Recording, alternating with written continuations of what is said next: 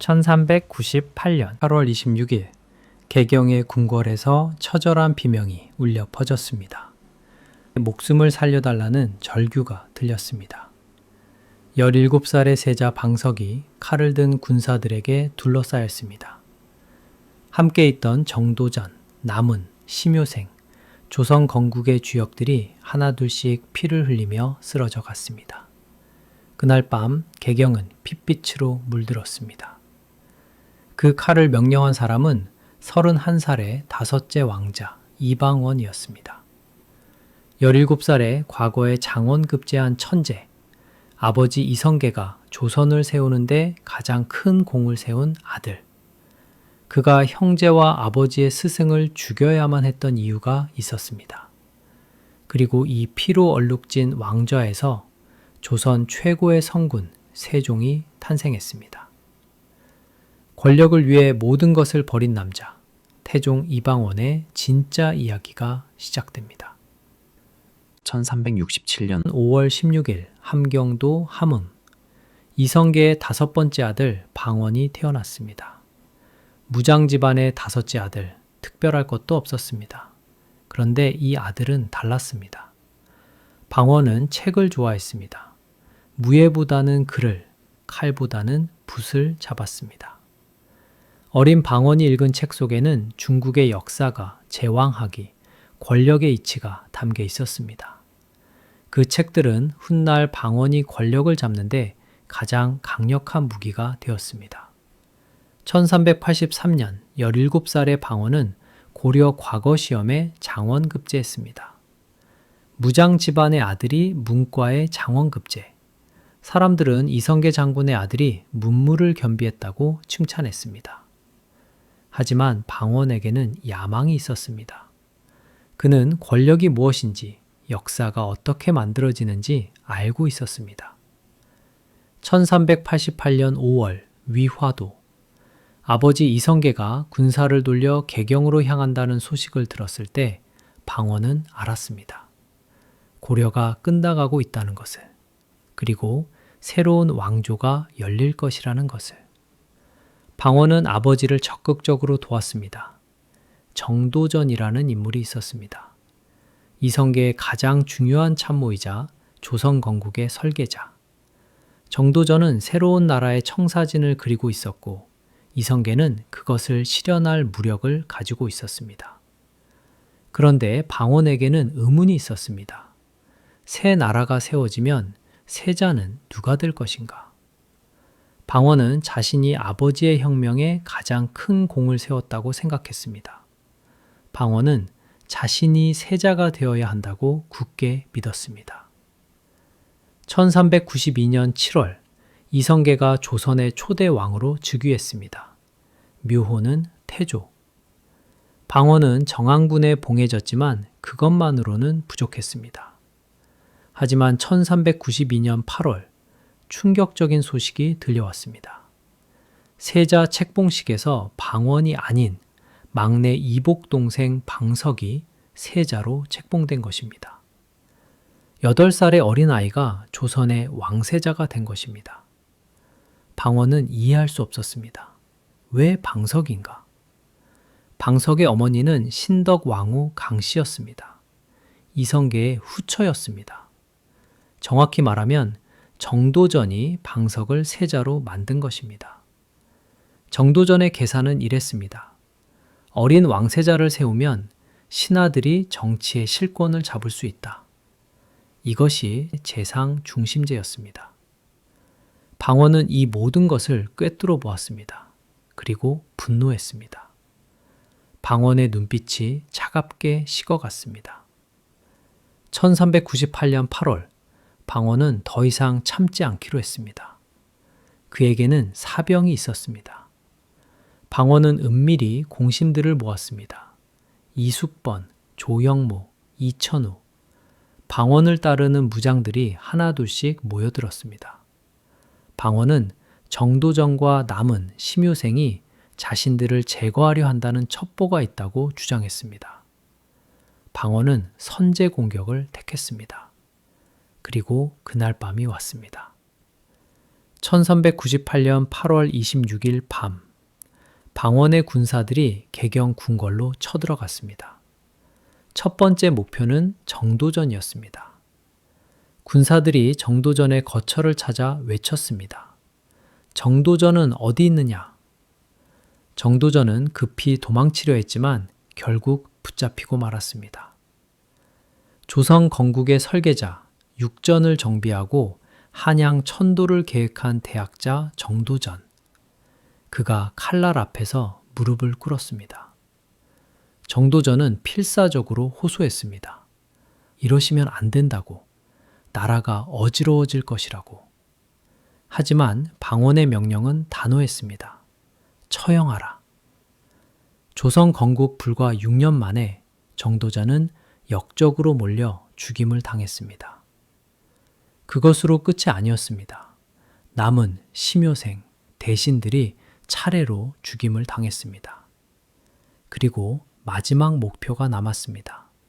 세자 방석과 그의 형 방번. 17살의 방석과 21살의 방번, 두 이복 동생은 방원의 군사에게 잡혔습니다. 두 왕자는 목숨을 구걸했습니다. 형님, 살려달라고. 하지만 방원은 흔들리지 않았습니다. 방원의 판단은 냉정했습니다. 왕위를 노릴 수 있는 자들은 모두 제거해야 한다고. 방석과 방번은 그날 밤 죽임을 당했습니다.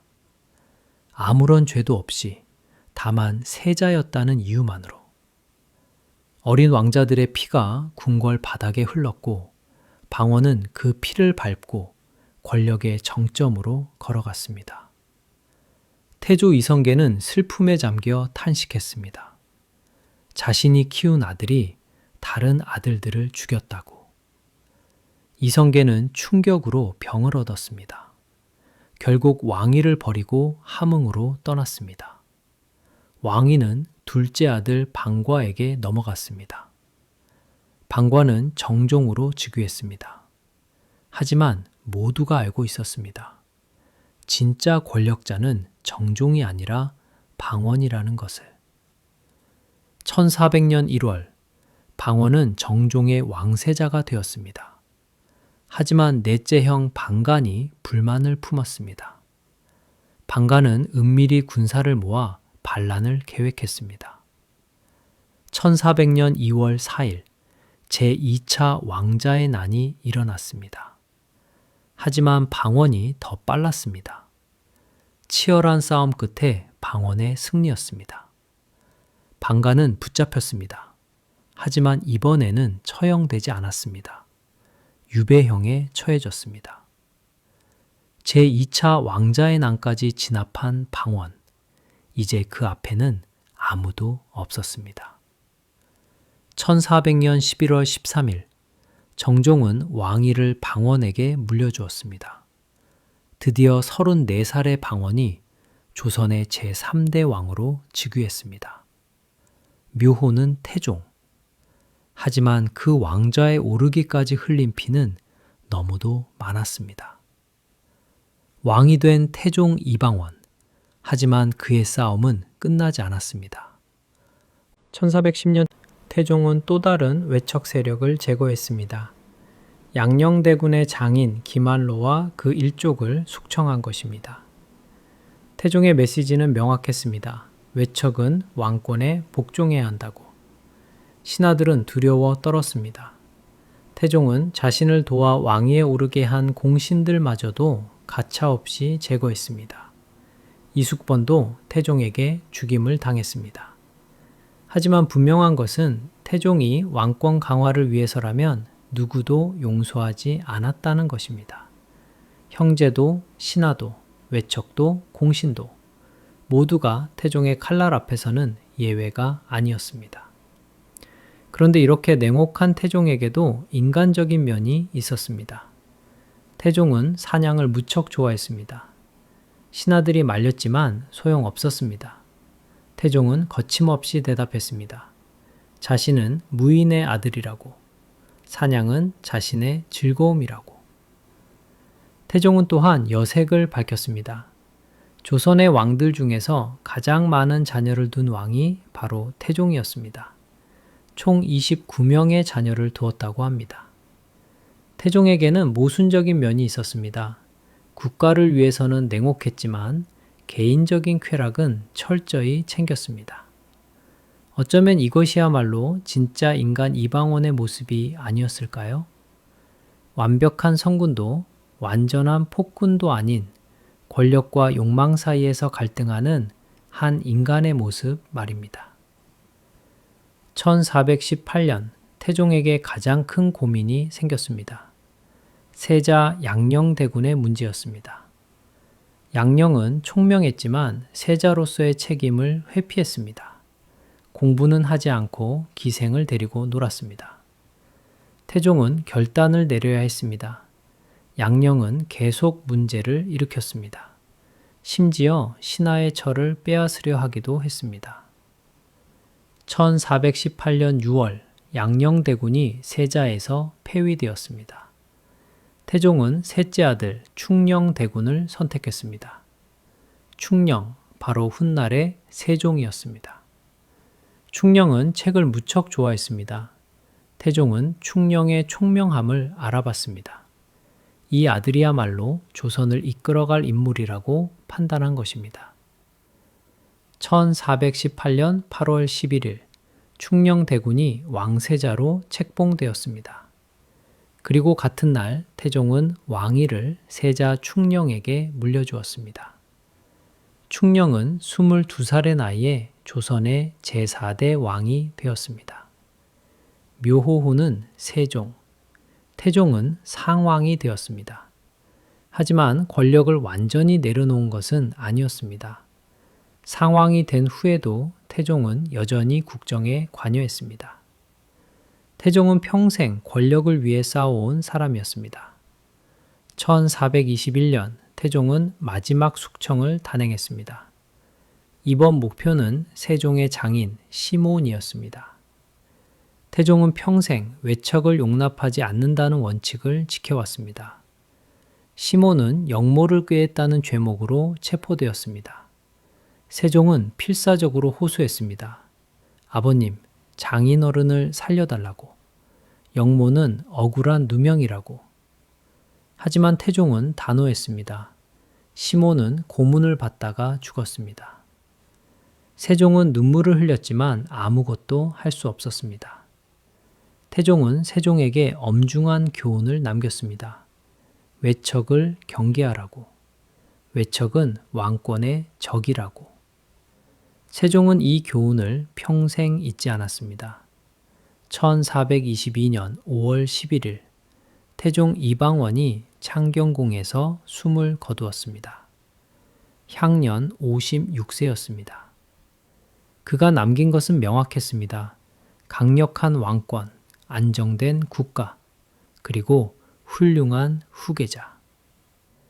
태종 이방원, 그는 조선 역사상 가장 논란이 많은 왕입니다. 형제를 죽인 왕, 신하를 죽인 왕, 외척을 죽인 왕. 그의 손에 피가 묻지 않은 날이 없었습니다.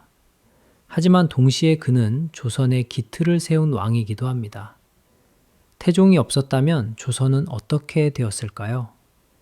외척과 권신들이 권력을 휘두르며 나라가 혼란에 빠졌을 것입니다. 태종은 그것을 막았습니다. 잔혹한 방법으로, 피를 흘리는 방법으로, 하지만 확실한 방법으로 왕권을 확립했습니다. 세종의 위대함 뒤에는 태종의 냉혹함이 있었습니다. 한글들 창제, 과학기술의 발전, 영토 확장, 세종이 이룬 모든 업적은 태종이 닦아놓은 기반 위에서 가능했습니다. 그렇다면 태종의 폭력은 정당화될 수 있을까요? 결과가 좋다고 해서 과정의 잔혹함이 용서되는 것은 아닙니다. 방석과 방번은 죄가 없었습니다. 정도전은 새로운 나라를 설계한 인물이었지만 권력 투쟁에서 졌다는 이유로 죽었습니다. 태종이 죽인 사람들에게는 각각의 인생이 있었습니다. 가족이 있었고 꿈이 있었습니다. 하지만 권력의 논리 앞에서 그 모든 것은 무너졌습니다. 역사는 승자의 기록입니다. 태종은 승자였습니다. 그래서 그의 이름은 태종이라는 위대한 묘호로 기억됩니다. 하지만 패자들은 역사 속에서 역적이나 희생자로만 기억됩니다. 태종 이방원은 완벽한 성군도 완전한 폭군도 아니었습니다. 그는 권력을 위해 모든 것을 버린 인간이었고 동시에 나라를 위해 자신의 영혼까지 더럽힌 군주였습니다. 그의 손에는 피가 묻어 있었지만 그 피 위에 조선 500년의 기틀이 세워졌습니다. 태종의 삶이 우리에게 주는 교훈은 무엇일까요? 권력은 사람을 변화시킵니다. 과거에 장원급제한 문인이었던 방원은 권력을 잡기 위해 칼을 들었습니다. 권력은 그만큼 강력한 유혹이자 무서운 괴원입니다. 태종은 나라를 위해서라는 명분으로 수많은 사람을 죽였습니다. 목적이 수단을 정당화할 수 있을까요? 만약 태종이 왕자의 난에서 패배했다면 그는 역사에서 역적으로 기록되었을 것입니다. 하지만 그는 승리했고 위대한 왕으로 기억됩니다. 역사는 승자 같습니다. 역사에는 정답이 없습니다. 다만 우리가 생각하고 판단하고 배워야 할 교훈들이 있을 뿐입니다. 태종 이방원, 그는 피로 왕자를 만든 남자였습니다. 하지만 그 왕자 위에서 조선 최고의 왕, 세종이 탄생했습니다. 이것이 역사의 아이러니이자 역사의 깊이입니다. 조선 제3대 왕, 태종 이방원의 이야기였습니다. 다음에도 더욱 흥미진진한 역사 이야기로 찾아뵙겠습니다. 시청해 주셔서 감사합니다.